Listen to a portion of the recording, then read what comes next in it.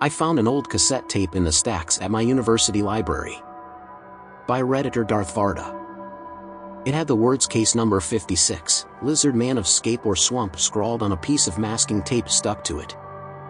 It was shoved behind some books on ciphers that clearly hadn't been touched in a very long time. I was there trying to find some sources on my 10-page philosophy paper, but had been struggling for the past 20 minutes and had since given up, letting myself wander around the stacks. They were enormous, expansive. And that's how I found myself in a dimly lit, cramped corner looking at the spines of several out-of-print books on codes, cryptology, and ciphers. The shiny golden script of one titled Caesar's Method caught my eye and I pulled it out slowly. It was heavy. I had heard about the Caesar cipher before and, bored, figured I'd create my own, one that shifted the alphabet for spaces. But, as the edges of the book slid smoothly off the shelf, I heard a dull thump and looked down. And there it was, the cassette tape, laying atop the worn carpet. It looked pathetic and dirty in the dim light, but I was curious, so I picked it up and popped it in my pocket, my paper, and the cipher, completely forgotten.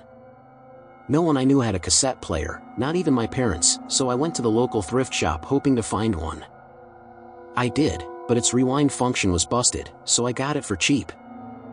Half an hour later, I was back in the library, in one of their study rooms using a pencil to rewind the tape.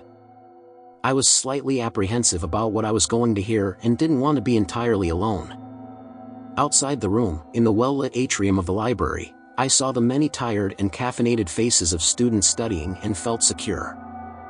Finally, fully rewinded, I popped the tape in the deck and pressed play. A man spoke, his voice steady and clear. Behind it I could hear the talk and tinkle of cutlery that conveyed the image of a diner. July 19, 1988. 9:08 at night. Witness is a teenage male, average build, blonde, green eyes. Witness will be given a pseudonym as per request by his parents. Pseudonym is Ben. Early on the morning of June 29th, Ben was driving home when he was the victim of a strange attack. He is here with me now and will be interviewed. Can you tell me in your own words what happened, Ben? Another voice rose up, squeaky with puberty and hesitant. Yeah. I had worked the graveyard shift and was on my way home. It was pretty late, like 2 in the morning, and I was tired. My car started to shake and I realized I had blown a tire. I was pretty pissed, so I pulled over to change it. Took me a few minutes. When I was done, I stood up and that's when I saw it. The lizard man. It was running right at me. It had these evil-looking red eyes that I could see glowing vividly as it ran across the field towards me. And it had no tail. Take your time. An audible swallowing sound, then, I ran to my car and locked the doors. It was fast, faster than any person I'd seen run before. It grabbed the door handle and tried to wrench it open. And it was tall, maybe 7 feet. Was it a specific color?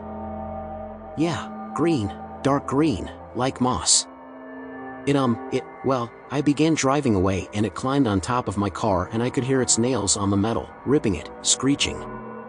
Note, Ben's car shows clear signs of damage including a busted side mirror and deep gashes near the front left door. Also, he isn't the first witness to describe such a creature or experience an attack of this nature. Just a few days ago. The man's voice jerked to a stop and I realized the tape had stopped rolling.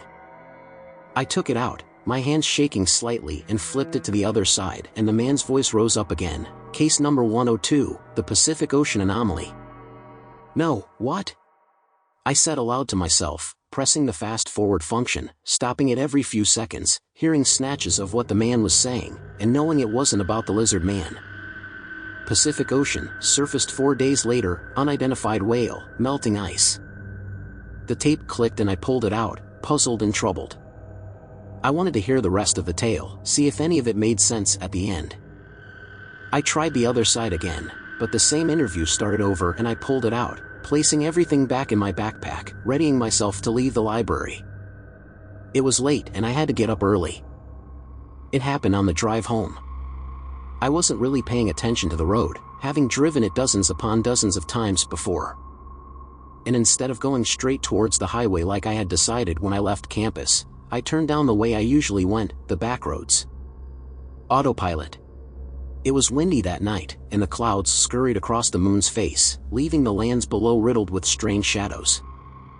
I was too caught up thinking about the voices on the tape, and I didn't realize that I had went the wrong way until I had gone too far. No turning back now, I thought to myself as I flicked on the radio. It was only after 2 or 3 songs that I saw it. A green blur streaked past in front of me. I yelled and slammed to a stop. My heart was pounding up my throat, my breath coming in quick bursts. I blinked, realizing I hadn't hit anything, that I was okay.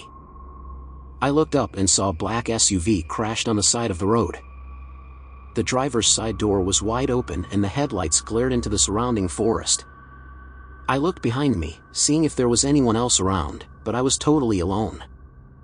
I pulled out my phone, ready to call 911, but had no bars. I thought about leaving for a split second, just driving around the wreck and going home, calling the police on the way. But the thought of leaving someone, anyone, out there, alone and hurt, stopped me. I put my car in park, took a deep breath, and opened the door. The silence that rose up around me as soon as I turned off my car was heavy, thick. The SUV was totally wrecked, the front of it nearly split totally in half by the tree it had hit. I could see that both airbags had deployed, but it looked like there was only one person inside. A black suit jacket lay wrinkled on the passenger's seat.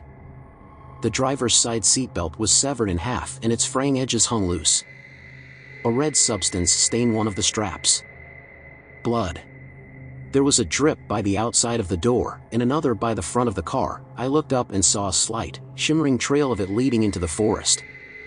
Suddenly I heard a crunching noise, the sounds of sticks breaking, leaves being crushed, and looked around.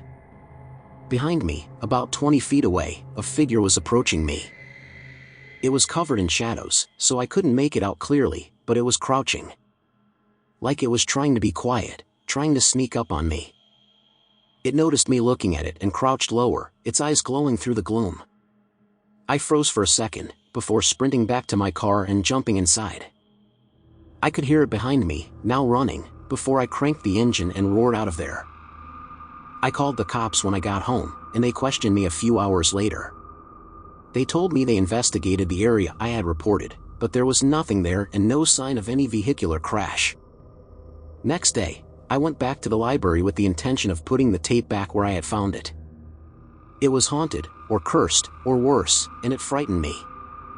I walked up to the top of the library, deep in thought, hoping that no one else would be up there. But as I rounded the corner into the stacks, I saw the back of a man wearing a black suit walking towards the farthest back corner. A professor, I thought to myself as I entered the stacks and meandered my way towards where the man was going. I stopped short 4 stacks down, pretending to look for a book, making myself look busy and distracted. The man and I were the only 2 people in the place and I didn't want to look suspicious. He probably had a good reason for being there. But, as I watched him in my periphery going to the exact same spot I had found the tape and pull out the exact same book, I felt my stomach clench and my face tense unconsciously. The man looked up, catching me off guard, and our eyes met for a split second. I smiled and looked away, hoping that I looked normal, casual. I walked to a different part of the stacks and loitered for about 20 minutes before returning. The man was gone, the book was still in its place, nothing was unusual. I breathed a sigh of relief and pulled the book out, ready to replace the tape. But it stuck a little bit and I pulled harder. There was a single bookmark in it now, preventing it from sliding out smoothly from the shelf. Perplexed, I opened it, expecting to see a forgotten note card or place marker I hadn't seen before. But it was neither, it was a matte black business card. And scrawled on it with the exact same script on the tape were the words, "I saw it too." Beneath this message was a single number, printed in raised shiny black ink. I don't know exactly what happened to me that night, if it was just some demented human trying to abduct me or something else. But I'm scared. Scared it knows where I am, who I am. Still, I haven't told anyone about what happened. I'm worried what they might think, that it was some elaborate cover-up for getting into a wreck, but it wasn't. I know what I saw, and there was that other car, that black SUV, crashed on the side of the road. And that thing, crouched there, stalking me, running after me. I have questions, lots of them. I stay up late into the nights, twirling the matte black card in my fingertips, trying to quell the questions roiling around in my head. What did I really see? Where did the SUV go? Should I destroy the tape? But there was another question, one crept up from my subconscious in the moments right before I fell into that great abyss we call sleep. Who the hell was that guy?